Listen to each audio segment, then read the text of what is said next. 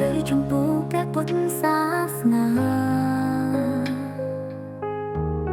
តែត្រូវបានជាអធិពលយ៉ាងខ្លាំងពីមហាសីបងព្រះអង្គគឺព្រះបាជ័យរាជទេវ័យនិងព្រះនាងអន្តរវ័យព្រះបាជ័យវង្សជាព្រះនាងដែលមានជំនឿសាសនា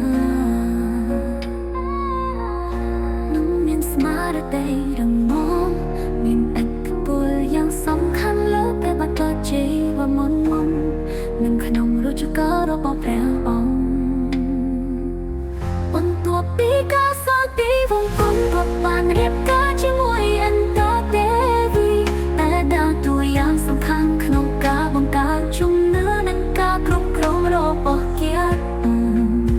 ត្រូវបានកំណត់ដោយការគោរពនិងការគោរពយ៉ាងជ្រាលជ្រៅចំពោះភិយាបងព្រះអង្គជាពិសេសព្រះបាជ័យទេនិងព្រះអន្តរទេវីស្ត្រីទាំងពីរដែលអ្នកគឺជាឯកសជនដ៏មានឥទ្ធិពលដែលបានបំផុសគំនិតគាត់ឲ្យប្រកាន់យកព្រះពុទ្ធសាសនា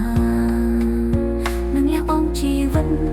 របស់គាត់ដើម្បីព្រះធម៌ជាពិសេសព្រះបាជ័យវង្សមុនត្រូវបានពោលនាថាជាស្ត្រីដែលមានចរិតរឹងមាំនិងភាពឃ្លាក្លាខាងសាសនាតែបានជាឥទ្ធិពលយ៉ាងខ្លាំងដល់ជំនឿ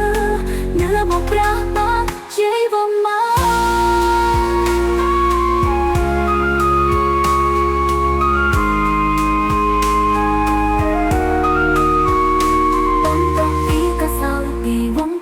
កបងព្រះអង្គរៀនព្រះពុទ្ធសាសនានិងការលើកស្ទួយវប្បធម៌នៃការលះបង់សាណាត្រូវបានគូបញ្ជាក្នុងគម្ពីរប្រវត្តិសាសនា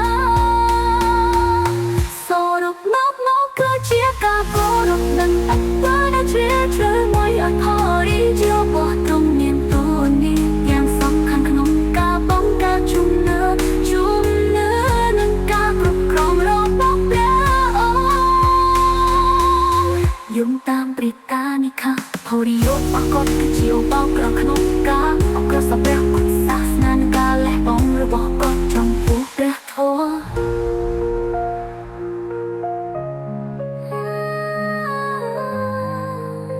និងការគ្រប់គ្រងរបស់ព្រះអង្គយោងតាមព្រះតានិខាហរិយោបកតក្នុងការអក្សរព្រះពុទ្ធសាសនានិងការលះបង់របស់ចំពោះព្រះធម៌